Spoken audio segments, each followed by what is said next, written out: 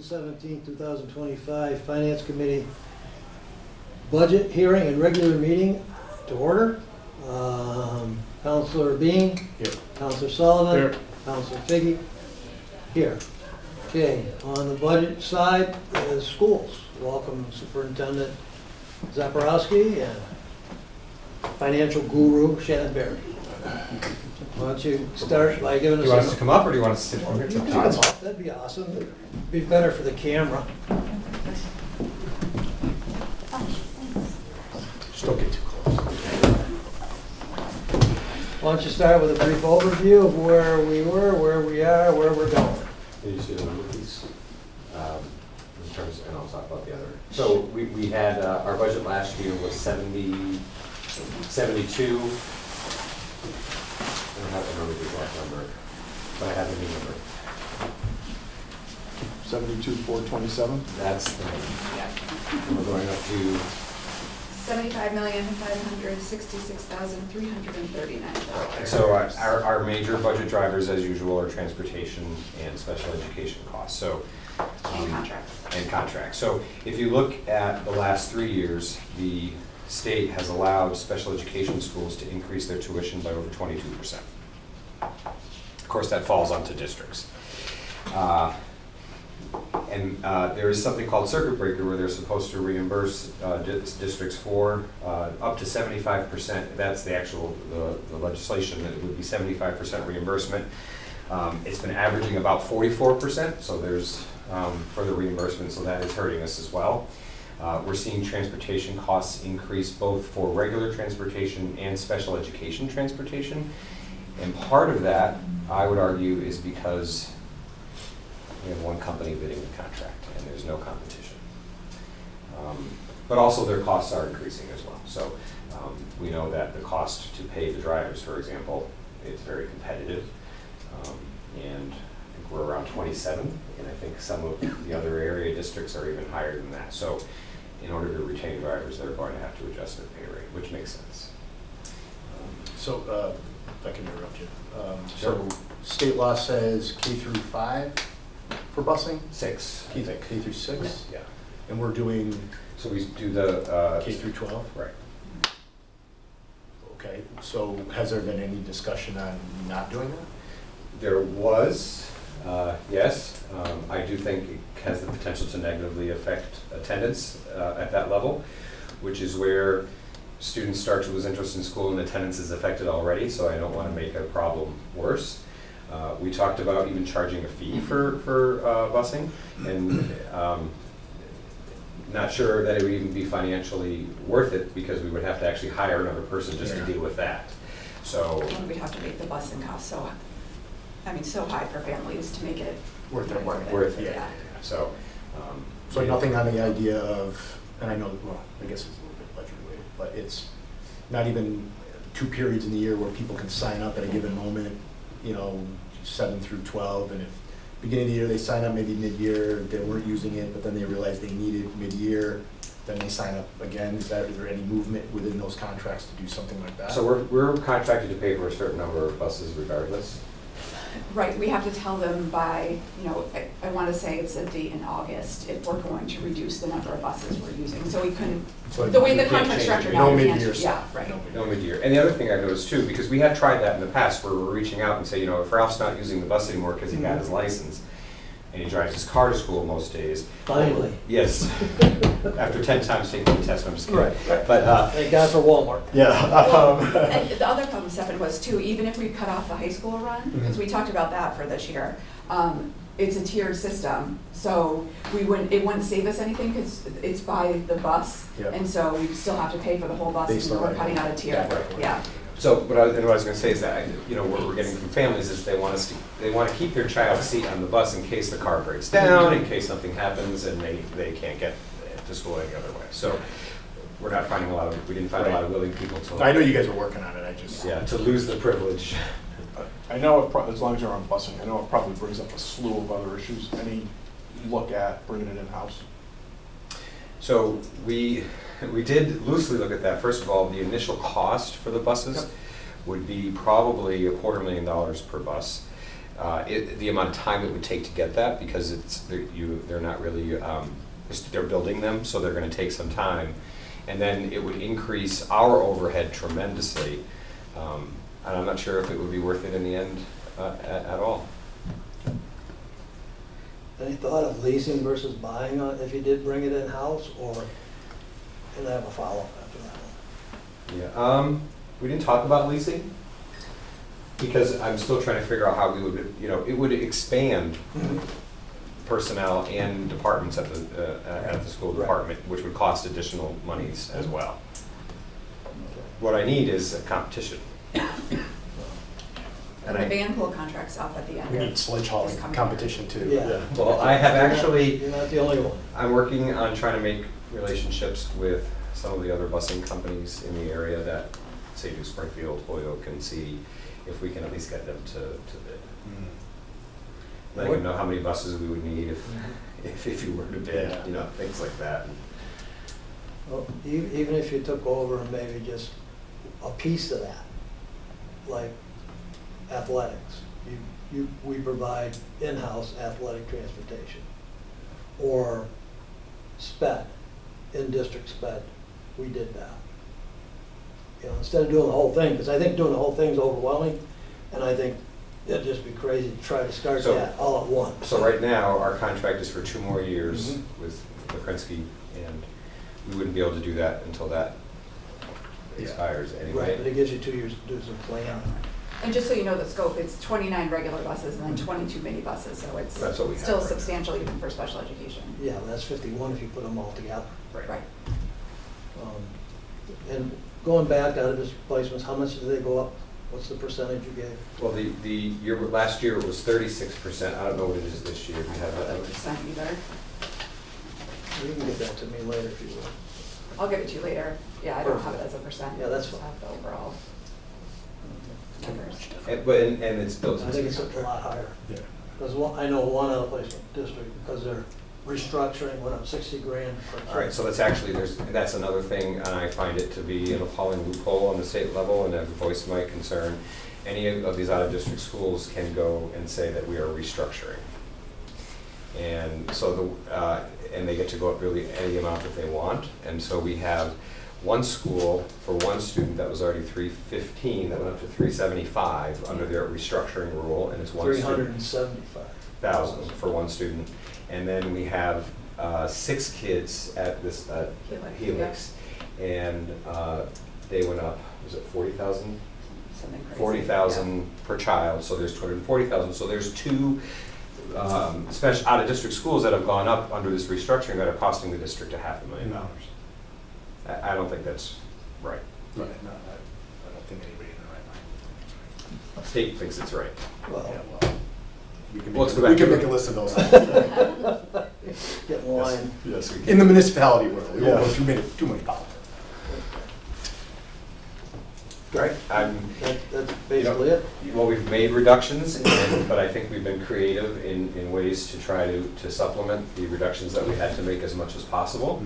There is less programming, but I think, we're not thrilled with that, but we have, again, I think we've been creative to try to make up the deficits that come from that. How many positions are lost at this point? So it originally was 43.6. And then through the earmark, we should be receiving the $250,000. We were able to bring back 2 coaches and 4 library paras. And then we were able to do a switch. We were gonna hire a data specialist.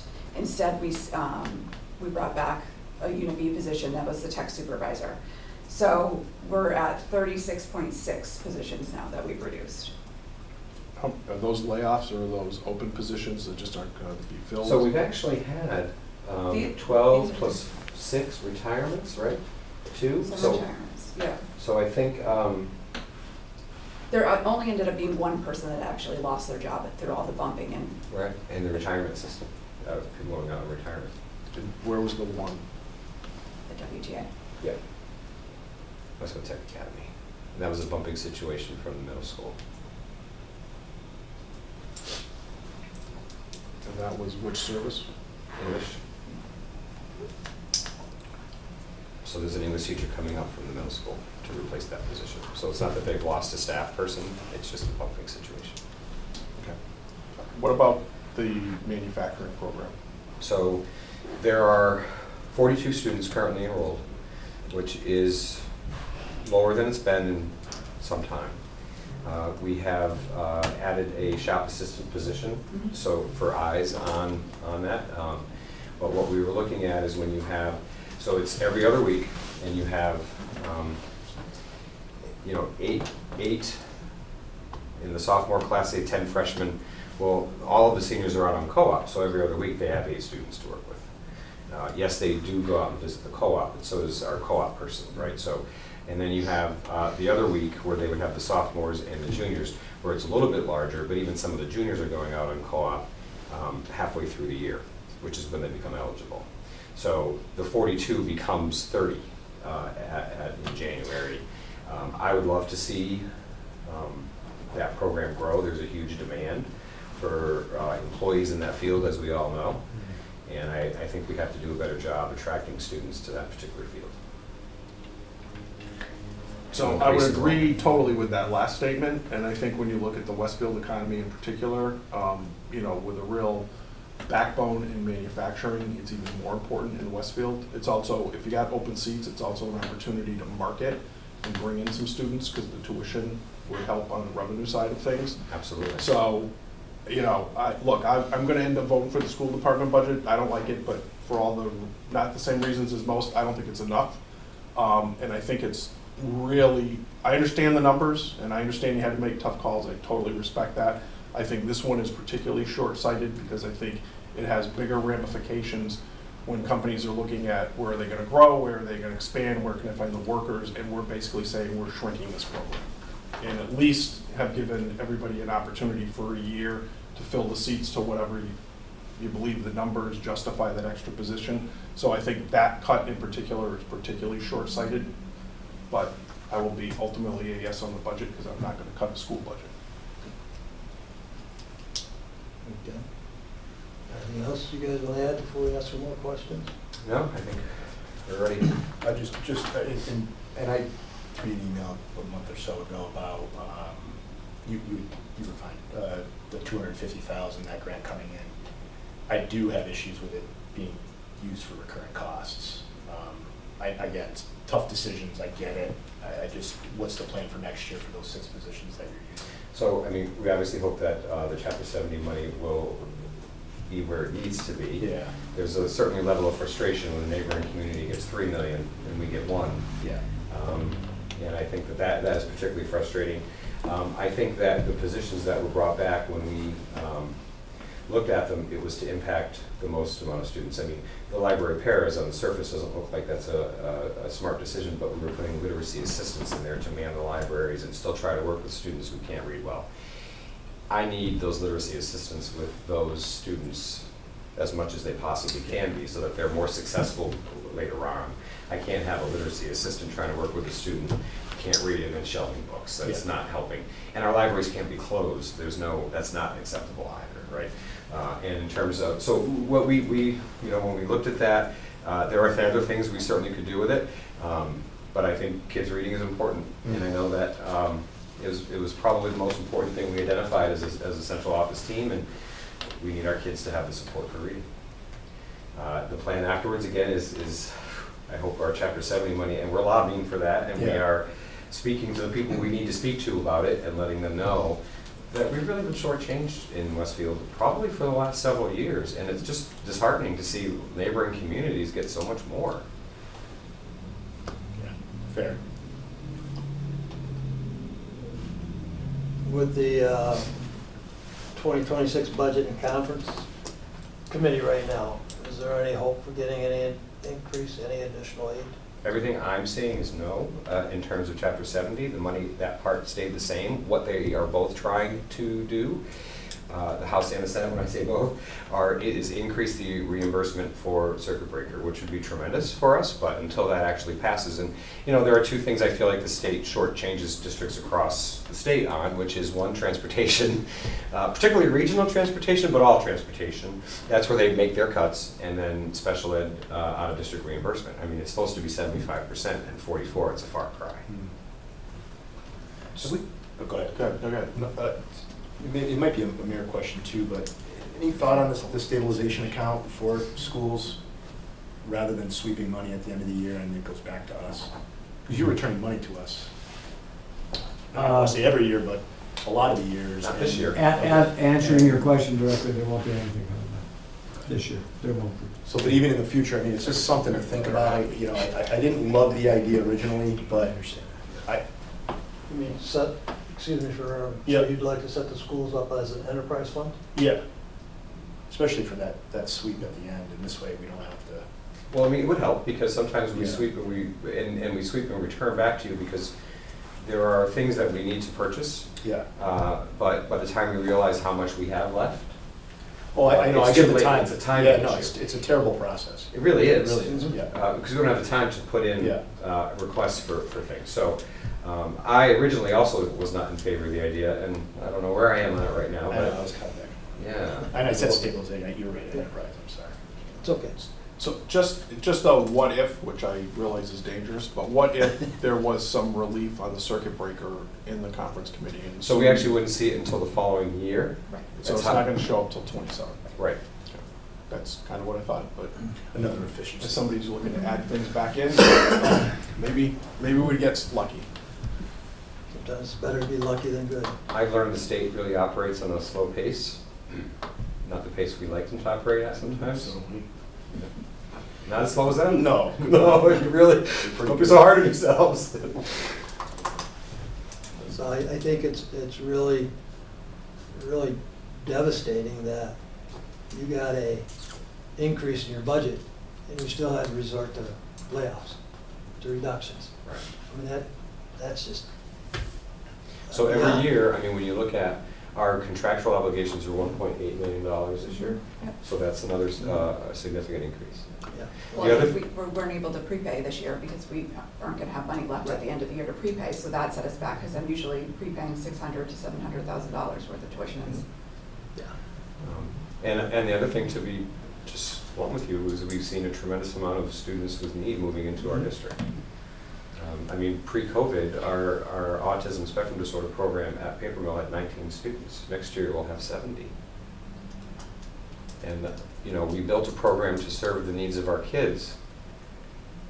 We're apparently, Doing too good of a job. well, yeah, so, but we're gonna take care of our kids. Westfield? Well, I'm hearing that there are advocates for kids that are telling families, oh, you should move to Westfield, they have a great program. Well, that's a problem. That's a problem. All right, I have a, you got any more? No. I got a couple questions that were emailed to me by a fellow counselor. And I don't know, I'll let you guys be the judge as to whether they're budget related or not. Some of them are kind of, in my mind, questionable. Are the availability and accessibility of the restrooms at the Tech Academy compliant with ADA? They are. Okay. Just so you know, so NEAS just went through and did their part one, and they do 2 parts now, and they've now doubled their cost, whatever it is. And the citations were the facilities, but not because of ADA compliance, Okay. but for other reasons. Are there any other health or safety related repair issues at our schools that require immediate attention? So we have done, I think, particularly good job this year of dealing with things as they've come up. Are there any things that you're aware of? I'm aware of.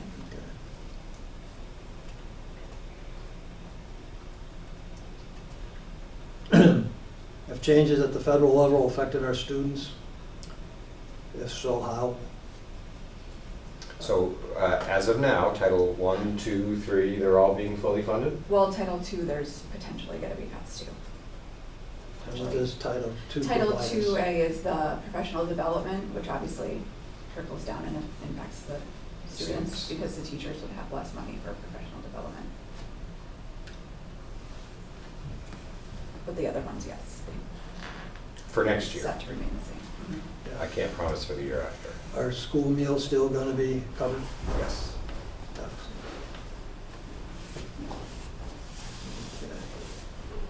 And the last one is, how do physical health, emotional health, and bullying impact your operations and your bottom line?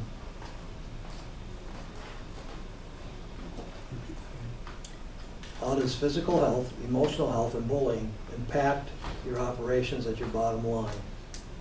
How do those impact manifest themselves during economic times? I find that one. I mean, I think that the physical and I think the emotional health of our students has increased our budget costs particularly since COVID, in terms of the amount of counseling and counselors that we need. It's gotta be going up every year though, even before that. Yeah, Yeah. but I That's think, just a spike probably. yeah, well, I feel like COVID gave us the spike, Yeah, and we still see some of those lingering effects on Sure. people, not just the kids. and parents. I was just gonna say, not just the kids. Well, and our staff, to some Oh, yeah. degree too. Absolutely. Yeah. You know, I think, you know, physical, mental, you know, I don't know where we fall this year in terms of having to use substitutes, but we've definitely used that line in long-term substitutes too, so it is having an impact. And I don't love when the teacher is out, but I know stuff happens, because the best instruction that's happening is when the teacher is in front of them. Anything else? Anything else in closing? No, just if they have any follow-up questions, feel free to reach out to either of us. We're happy to provide any information that you might ask for. Yeah, listen, I mean, we're pretty familiar now. I mean, you guys given a great public opportunity throughout the last month, 2 months, really, 3 months. And that's why I didn't know what to It's been a present. I'm like, I think yeah, they've seen it all. Yeah, we we tried to get there when we, obviously can, but overall, like, even for the public to weigh in, you guys have done a really good job about this process, so I appreciate that. It's not easy. No, it's not easy. Thank you. And thanks to school committee members that are here in Right. support. I'm Appreciate assuming. that. You guys are here to stay. Chris, do you know who? Okay. Tim O'Connor. Thank you. Tim O'Connor. We didn't have a quorum, and the mayor. Oh, yeah, the mayor, can't forget the mayor's on the school. I was thinking the same Well, thing. thank you very much. I Thanks, guys. appreciate all the hard Appreciate it. work. Thank you. Appreciate Thank you. the transparency that came before us last time, so being as stated. If people don't know what's in your budget, it's because they haven't looked, because it's there. And it has been a lot longer than the city budget has been, so thank you for that. Appreciate it. Next step is, All right, the next step will be budget reconciliation on the 23rd, and then the final budget vote will be June 30th. okay. So we changed the process a little bit, right? I think last year we were, it was a committee as a whole, and there could be cuts brought in. Reconciliation will have that opportunity if people want to cut budgets. Well, They proposed. Propose and then cuts, voted and then on. we vote on the cuts. So that's the difference this year. Okay. Because we didn't do committee as a whole for the whole budget. Right. We decided that, well, So the we'll- good chairman decided. Sure, what I mean.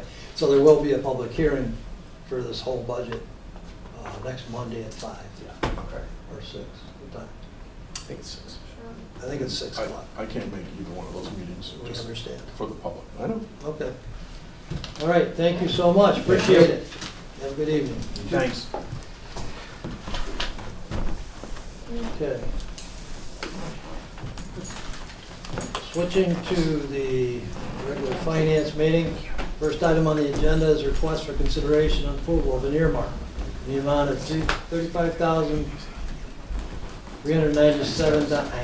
$35,397.01 from FY '26 reserve for future salary increase account to fulfill the first-year contract, ratify successor agreement between the Westfield Municipal Professional Employees Association and the City of Westfield. Thank you. Attorney Reed. Okay, so you have before you the amount that was provided by the auditor that would fill year one of the increase. You also have before you a draft of the successor agreement. The entire agreement we didn't provide just because it's online. You can look at it. It's a lot to upload. So, do you have questions before? Or I do you want just- just a kind of a brief overview of Yeah, the changes? yeah, if you could just hit the highlights. Sure. Well, the highlight is the economic provision, so let's start there. That's on the third page of the successor agreement.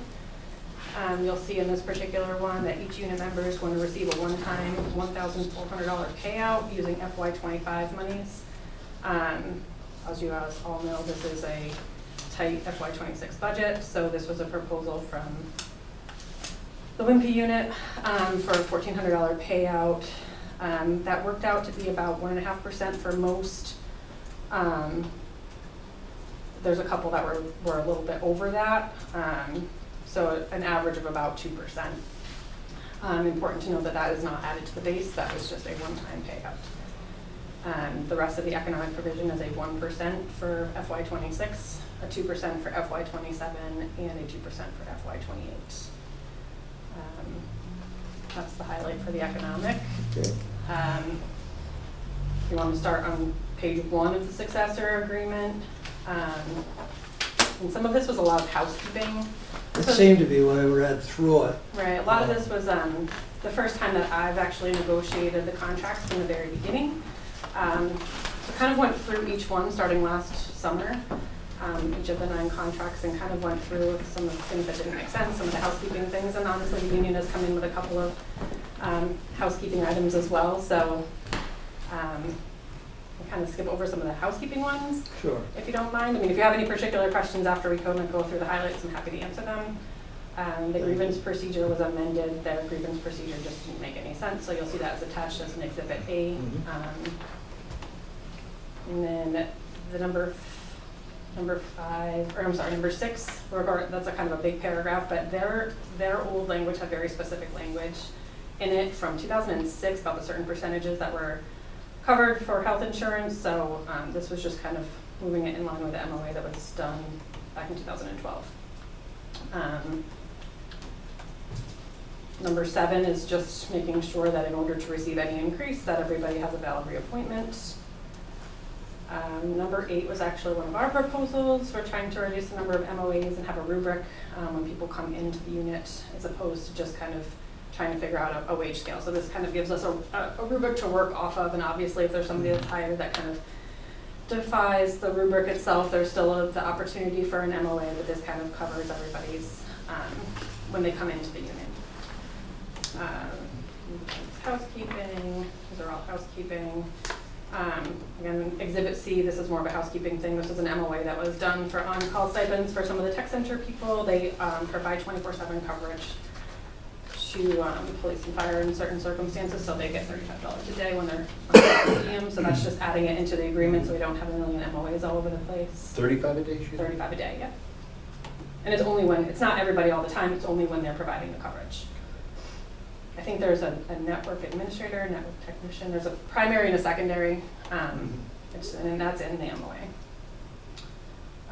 Number 13 is a working out of classification clarification. So the language in their current agreement didn't really clarify. This would, we're amending it to allow the department head to be out for 30 days without triggering it, and to clarify the amount that would be paid. So just as a by way of example, and since my department is not in a union, I can use my department as an example.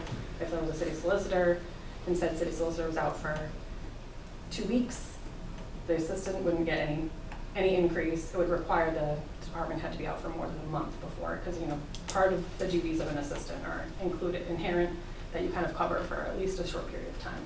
That's not the case for police and fire. That's not, they're not part of this agreement. Right, different union, different. Yeah, different union, different. I found it interesting, it's not to exceed 60 days. That's actually part of the MGL. MGL requires a 60-day limitation on it.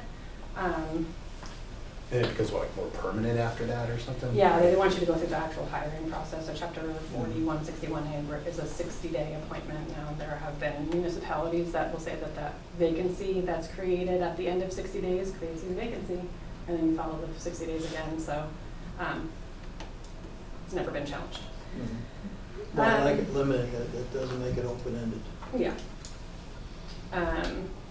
Again, I think it's inherent in the job description of an assistant that you kind of cover the duties of a department head, and I think that was the mayor's belief as well. So that was some language that we just, some clarification. The vacation in number 14, language right now is automatic 1 week carryover with the mayor approving another. This is just allowing the 2 and then limitations on when they have to be used by. Okay. 15 is just welcoming us to the 21st century. We have a shared calendar that works very well, so that we're doing that. The other 2 are, a lot of those are, 16 and 17 are just some housekeeping measures. 18 is relating to the sick incentive. Most units, including PSAs, if you do not use any sick time, you get 4 hours vacation in a quarter. So if you don't use any sick time in a quarter, 4 hours vacation added. We are, I'm sorry, that's not the right, you get sick to vacation, sorry, wrong thing. So a lot of the contracts allow people to convert a week of sick time to vacation time. This is requiring that you use all of their vacation leave first. So that's more of a safety net as opposed to just a bonus week of vacation. Is there like a sick pool still existing? I think this union does have a sick bank. And this sick leave is currently they can use up to 5 days per fiscal year. For household members and parents, this changes the language to allow them to use up to 10 days per fiscal year for the sick or dependent child, spouse, or parents. And an additional 5 days if they have an approved FMLA through the personnel office. Number 20, right now it says 5 years, credible service to get severance. We've changed that to 7. And Is that a move to eliminate severance? just to change to Just to from 5 to change. 7. Because I know when the schools gave up their severance, everybody else was supposed to follow suit, nobody else did. So I didn't know if that was a push that you guys were making or not. It's just making you work here longer to be able to do it. Okay, thank you. Mhm. And a lot of the other ones are really housekeeping measures. If you have any specific questions on them, I'm happy to No. discuss. Also, when number 27, it should say assistant COA director, assistant dispatch director, and assistant health director. Those job titles will be added, but things it's not equal funding, so if we do fill them, that they would be in this unit. Okay. I don't have much of an issue with what's been proposed. I have a real issue with part of the contract being put into letters to the council telling us how we need to behave and what we can and cannot do as far as asking questions to candidates. That is contract language. I know. I have a real issue with that. That shouldn't be in the contract. That should just be standard issue. And I don't understand where this all came from, because I can't remember a time where the council has been derogatory or nasty or mean to anybody coming in front of it. So why does this have to be in all these letters? Because The contract language was added actually prior to 2020, and I can't tell you exactly what year, if it was 2019 or if it was 2016, that contract language was added, and Just never added. it was never, I don't think anybody, it was added, it's been in the contract since then. The contract requires that language, it requires the personnel department to include that language. It was never done, and until recently. until recently, it was brought to Annie's attention, it was grieved. Right. And so she got a grievance, and so she's required to follow the contract language. So, I understand that, Mhm. but I don't think that has any place in a contract. And I'd like that removed before you approve this. can't do that. Then we don't have a contract. If we don't authorize the payment, contracts can go. You're welcome to vote no. That is- I can't, but you also can't negotiate the contract. Right, I'm just saying, Yeah. that would be my reason to vote no on this, would be that, or to table it. But I understand the need for the FY '25, using those funds. Oh, They yeah. are available now. And if we table this, it's gonna go into next year, and then those funds go away. So I don't wanna do that. I don't wanna punish the hardworking people that make up this union. But I think that union needs to show the respect to the city council that we deserve and need, and this does not do that. So is there any way we can rectify this, short of voting no? There's nothing before you at this time to change that. It wasn't something that the union is willing to change. That's the language that they negotiated a long time ago, and that's the language that they want to keep in. I don't have anything from them saying that they're willing to change it at this point. I mean, I can't tell you when that went in. I know it was at least 2019. It just was never. But can you understand my feelings about how I'm being treated through this letter? Am I overreacting? I mean, I'm not really prepared to speak to Okay. that. I just. That's fair. All I can say is that it's contract language that's been there for a long time, and they negotiated it and they want to keep it at this point. So it was part of the discussion. So they knew that We people discussed were upset. the entire contract. Okay. That's- Oh, that's- they're well aware that All there's right. been some concerns. Is there a way to find out why it was inserted in 2020? Can there be discussions to discuss I mean, that prior to passing? I'm sure that their membership is probably aware of when it was added exactly. I mean, I could go back historically and look at old contracts Yeah. to see when it was added, and I don't know the precipitous that caused it. I really don't. And the other part is, as I read it, it looks like if we ask any questions of the person, that we are now subject to failing the F or more, appropriate recourse shall be provided. So that means the union would sue the council because we ask a question. I mean, I think this is pretty serious. No, I agree that it's. I mean, they can't limit what the council does through a contract. I mean, that shouldn't be right. So, no, that's The me. only thing I can speak to is that it's Yep. been there for a long I time. understand, And and it's not. I don't want to something shoot the that anybody's messenger. going to change. I don't want to do that. But I just want the union to know that it's just, doesn't settle well. So it coming through on the letters, starting 2 months ago, Mhm. was the result of it being brought to Annie's Yeah. attention. And when I discussed this with Annie, that's what she told me. Mhm. And I said, well, I think that's wrong, and it shouldn't be in the contract. But I didn't know how else to address it, but. Can I just ask a practical money issue? Sure. It's the $35,000 appropriation in front of us, but am I right that part of it would be paying out of this fiscal year? The 35,000 is actually for FY '26. That represents the 1%. So if you look at. Okay, so how, I thought in your discussion, you had said that there was a $1,400 prepayment or Yep. payout. There's no appropriation request required for that. The money is in. It's already there? Yeah, we have- Okay, we so have we're not that. coming up on a deadline of the end of the fiscal year, is where I was trying to go, because I don't want to hold up the payment while this other issue is discussed or negotiated or debated. But that's not going to happen. So the 1,400 still goes out the door The 1,400 is in FY '25's budget and can still be paid, and can still be paid in through June regardless 30th. of what happens with this tonight or Thursday. No, only if this has, you have to approve the funding, because again, you don't approve the actual contract, but you up or down the funding. Without that, I don't have a signed contract. The mayor can't sign this until the city council approves. Yeah, and it's coming out of FY '26 reserve. The 35,000 comes out of FY '26.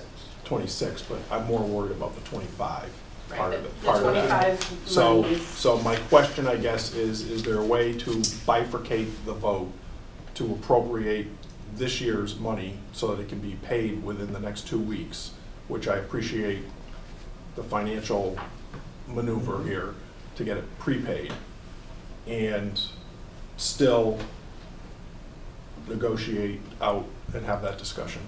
I'm happy, I'm not looking to put the mayor on the spot, but I Mhm. think it's so through the chair, if you're willing to entertain his answer. I'd be more than happy to Okay. entertain. So here's our dilemma. The contract language has existed for at least 6 years. The process would normally have been to know what's in the contract, come to the mayor, say to the mayor, I don't like this being in the contract, take it out. That never came to me. I don't know anything about it. Life is good. We've been told several times that we're not allowed to see the details within the contract. No, I'm talking about the existing contracts that you've already voted on and approved. So the 19 contract, the 20 contract, the Yeah, yeah, 21 okay. contract, so those Yeah. contracts, right? Yeah. So if there's something in those contracts that you guys don't like, that's offensive to you, your responsibility is to come to the people that have to negotiate on behalf of the city and say, hey, we would like you to get this, figured out a way to negotiate this out of the contract. That didn't happen in this contract. I'm not being disrespectful to anybody in the room. It didn't happen to anybody. So the Shanna's negotiation is with the unit and for the city. If the city were to then come back and say, oh, no, you've got a deal that you've made here, and now you want to change the language of the deal, if you will, now we're going to be subject to bargaining in bad faith, which I don't want to do either. Right. So I think you put a pin in it and you say, okay, you kind of hold your nose and you say, all right, we get it. And mayor or whoever the next person is that does the negotiation, we want to make a focal point of the WPMEA's contract. We want you to ameliorate this language in the subsequent negotiation. But I don't think you can do it in this one. That's just my take of it. I could be wrong, but I think it's right. And I thank you for that, because I think it is a learning experience that I don't think we've ever had this situation before. So I didn't know how to go about it. I went to the personnel director first and expressed my displeasure there, as did some other counselors. But it never got up to you. And to that, yeah, I can take responsibility for that. So, following up on that, and I'm happy if you say, I want to go talk to somebody before you answer. If we come to you with that and say, we don't like this language, whatever it is, whether it's this language or something else, and then it still shows up when it comes into the council, are you telling us that we can sit there and vote no on the language because it didn't come out? On the language, not on the numbers, on the language? No, numbers. Okay. See, so that's, so you know what I'm saying? Right, but if it doesn't Which, come, by the way, I disagree with, okay, but we've had this discussion before. Agreed. I think that's wrong. but if it doesn't but- come to us in negotiation, right? If it doesn't come to us as part of a city ask, I understand, but if you then don't go ask, or you put in some other new language that wasn't in the contract before, you're still basically saying, tough, you can't change it anyway. At least that's the opinion we've been given. I don't think that's right, but that's what, because I don't know how in the world you can expect us to do oversight when we can't ask any questions. It's doesn't make any sense. But I understand that that's the opinion we've been given. So I appreciate that answer, but I don't know that it gets us anywhere because it doesn't change the language and it doesn't even allow us to ask questions about the language when it comes back into us. At least, again, that's the opinion we've been given. So I appreciate that answer though. And it sounds like it can't I was gonna try to bifurcate the numbers to let you spend out of this year, but I don't, which I'm happy to do, but I guess my only thing to it is, back in 2020, I'd like to know why. You know, what was the purpose? Is this just language that is best practices all of a sudden, and people inserted this because of the climate we're in? Or is this particular because of this council, individuals, et cetera? That's what I want to find out. I'm sure I'll be told that I can't find that out, but in the end, I'm not supporting this now until I get some answers. So I don't know what you want to do with it. I know it'll probably screw everybody up with the budget side, but I feel blindsided by this, and I think it's inappropriate at best. I think you've got 3 posted meetings, publicly posted meetings between now and the end of the fiscal year. There's some time. You just gotta make sure you add it to the public agenda. So do I hear a motion? Motion to table till, we'll say next meeting. When is your next meeting? Monday? 23rd? 23rd. So that means we need a finance committee meeting on the 23rd? You're gonna have to post it as a finance committee. Right now, you've only got to post it as a public hearing. The public hearing at 6 o'clock, and you would continue this finance meeting directly after the public hearing? Right. And then you've got reconciliation the next night, but you'd have to, again, post it, and the same thing on the 30th. So you just gotta make sure that it's posted.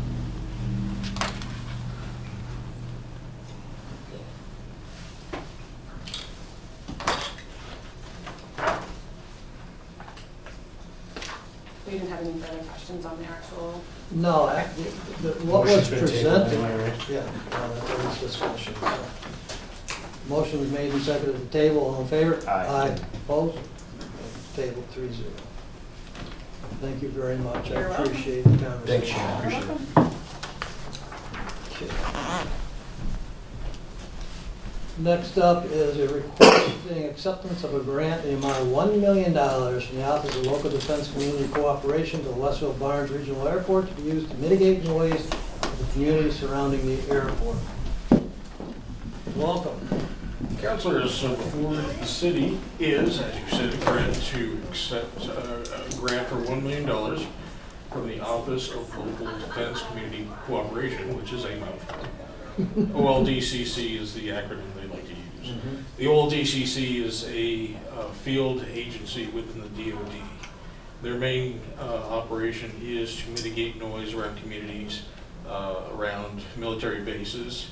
Of course, now with the F-35 coming online at multiple bases, that has been their primary focus. And when the offer came out back at the end of last year for a civilian community to apply to get this grant, Chris Willenberg at the time jumped on it, made the application for the grant, as well as some other communities within the region, Burlington being one. And Westfield Barnes was accepted for this $1 million grant.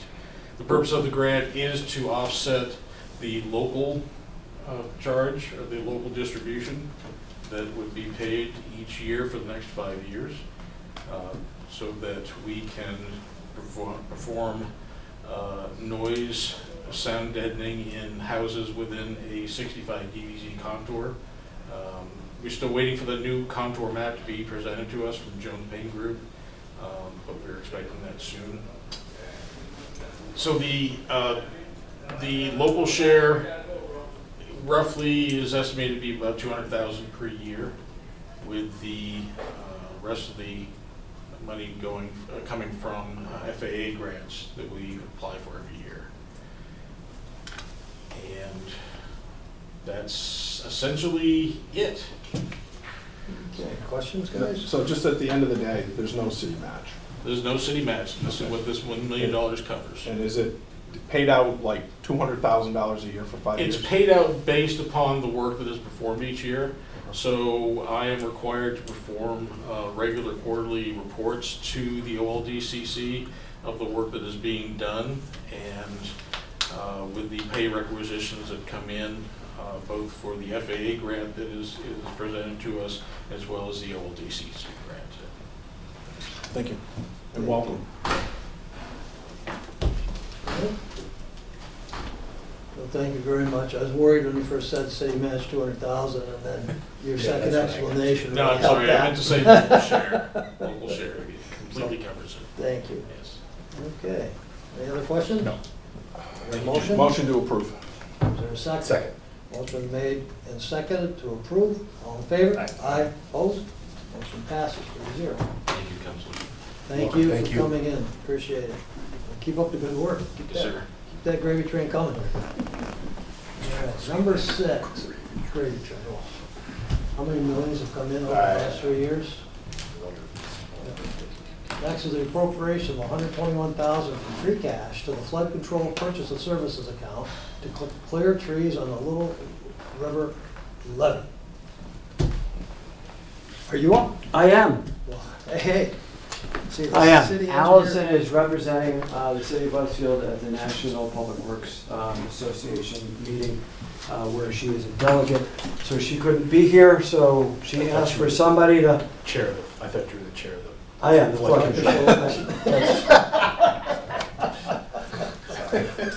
We're in airport tonight. I'm We're actually- among friends. I'm smirking at the We're camera. among friends. Yeah, this one's pretty straightforward.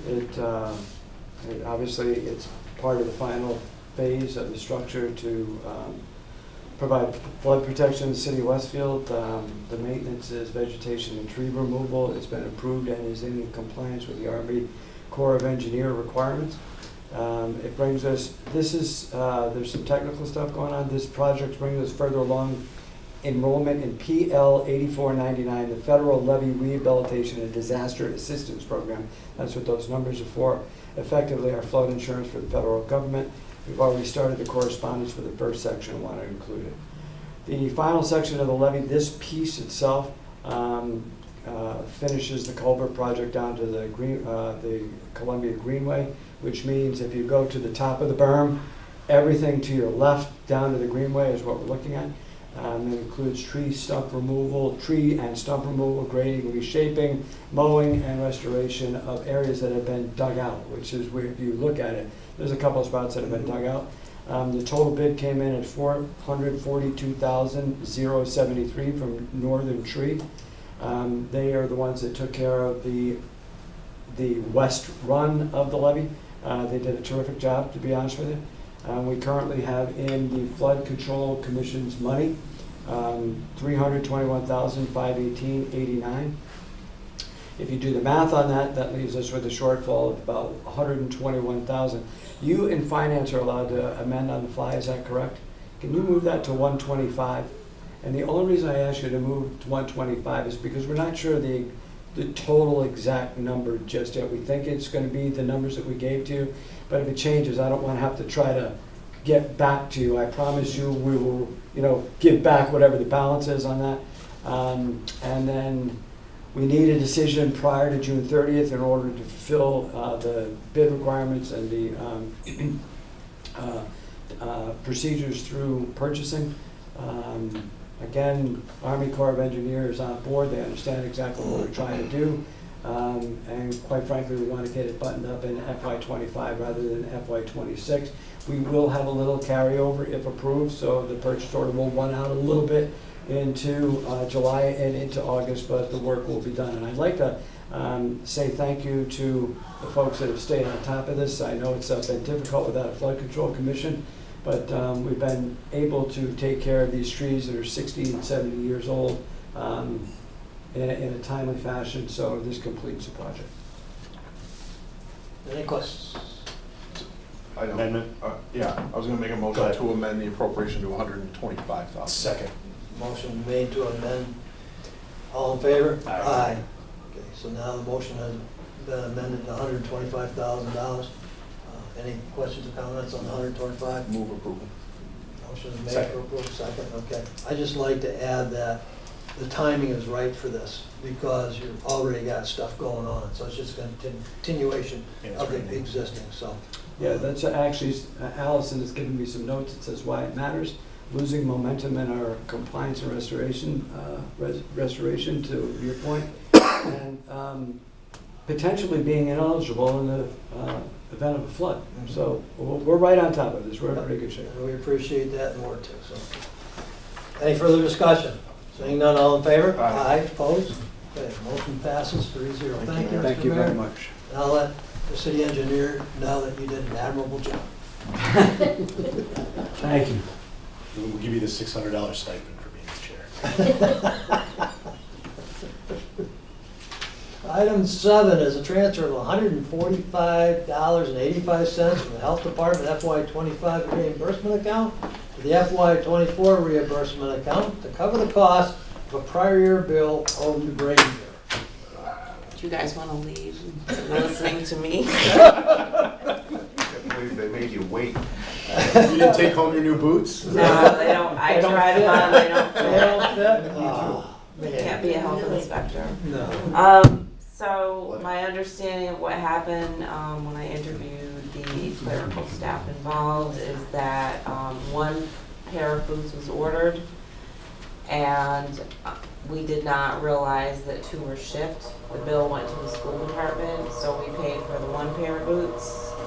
We found the 2nd pair of boots under the desk, still in the box, all wrapped, after when we were getting ready for our, 3rd in a row inspector to fill the position, and they will not take them back. It's too late. So we have to pay them. I'm sure we can use those somewhere. Just keep going around. Size 9. Finding somebody to fit. Size 9. Size 9. So, Just joking. I'm at 10.5, so I move approval. Second. Motion is made and seconded. All in favor? Aye. Opposed? 3-0 approved. Thank you very much All for your that for- patience with us. Your penance was to sit through that hour. But, right. That's right. You're really great. Item number 8 is the appropriation of $250,000 for free cash to the OPEB account to replenish the amount cut during the FY25 budget process. Okay, this has been been in the committee for quite a while. We held it because we wanted to see the consistency in the appropriations in the OPEB. Last year it was $250,000 out of the original $500,000. This year's budget has another $250,000.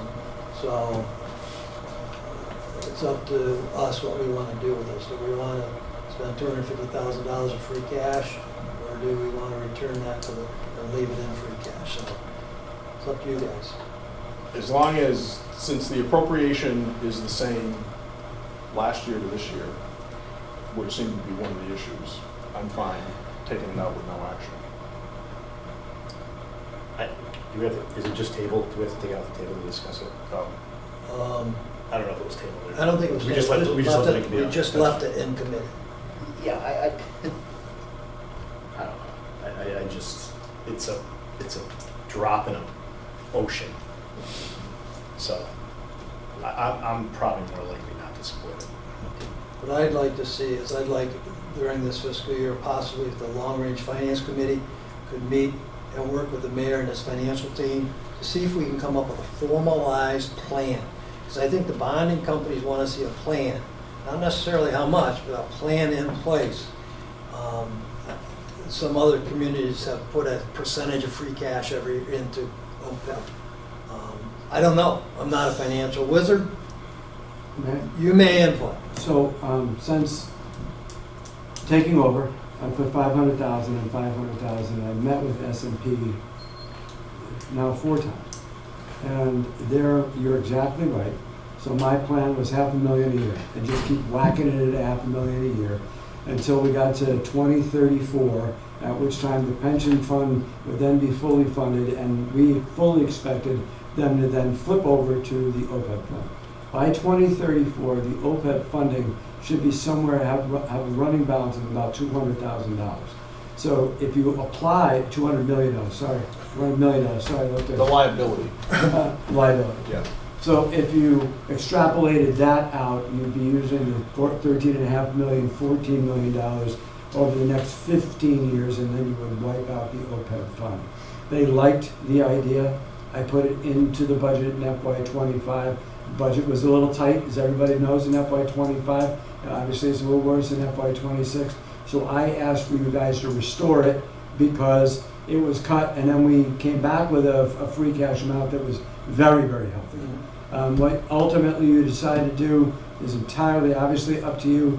The S&P has told me directly, without getting your OPEB funding down, I think I had a conversation with Rick, like a consultation, with Councilor Sullivan, about specifically trying to figure out how to get the bond rating from AA to AA+, which is our next movement up.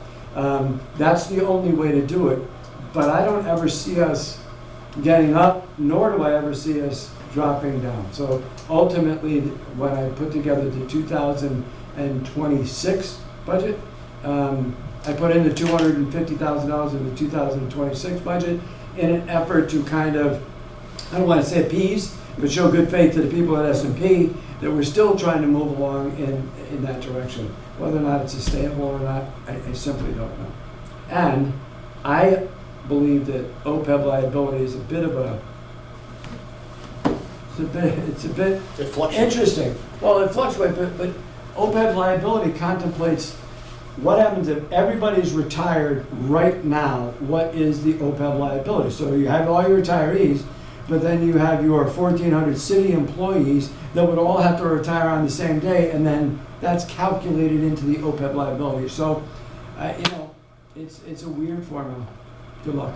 It's kind of like excess levy capacity. Okay. Same arguments. Good shot, by the way. It is. So I'm fine taken out with no action, I mean, it leaves the city with 250,000, I guess, that in free cash for this year, which will help Sure. this year, next year. And I agree with the plan, and I think it's Chicopee that actually has voted that. So I would certainly, and maybe if it isn't long-range finance, if there was a separate committee or whatever set up, I do think we ought to adopt the plan formally so that there's actually a written document that everybody agrees on what that is, which I think would go a long way with the bonding agencies. Because I'm sure the mayor's made that representation. I think it makes all the sense in the world. Other people have financed it, by the way. I think Leominster actually did that. A couple of communities have actually financed the liability and paid it off that way. Again, I'm not saying one way is better than the other, but I like the plan, but I do think we ought to formalize that with a vote at some point. I'm not saying today, but I'm fine taking this out with no action to the full council. As procedure goes, is that plan a council plan? I'm out of my depth over here. Is that a council plan or is that a executive? order? Usually with anything with money, it has to start with you, but I'm certainly happy, just speaking for myself, whether it's, I'm not on long-range finance, I don't believe. Whether it's long-range finance meets with you or the president sets up a separate committee to deal with OPED, either way, fine. I certainly think it can be a joint recommendation or at least a joint conversation and bring it in that way. I'm really happy to adopt whatever guidance I can Yeah, get. I think a joint effort would be wise. I think it would be, So maybe you can talk to the president. so I could talk with the president of the council and see what his feelings are towards it, so whether he wants a special committee or he wants a long-range financing. But right now, we have a. Yeah, my big motion. problem is there's really not a plan in Right. place. I mean, unfortunately, that plan can change when the mayor changes. Mhm. So it's really And we've not seen etched in that stone. over the course of years, Yeah. we've seen No, no. that. You know, so that's Right. one of the things. I'm still not convinced on, other than paying our bills, right, and our responsibilities, but what do we get? We're not going to the next step on the bond rating. It's just, I don't see it happening, because there's other, we talked about this just recently, and there's other factors involved on that rating. So, I mean, currently, so I'm gonna be a no, I have no problem bringing it out, you know, getting into the full council, but I'm not gonna support. I mean, if you want to make a negative recommendation vote, I'm happy with that too. Tonight, coming out of finance, I'll vote no. Oh, I don't have to do that. I mean, But whatever you want to do. I mean, Well, we can- I'm not here on Monday. Our options are we can do a yes or a no vote, or we can just bring it out with no action. If we bring it out with no All right, action, it just. maybe we'll have the discussion and we can go from Okay. there. I'm fine with making a motion to bring it out to the full council with no action. Is there a second? Second. Motion been made and second. Any further discussion? Seeing none, all in favor? Aye. Opposed? Motion passes.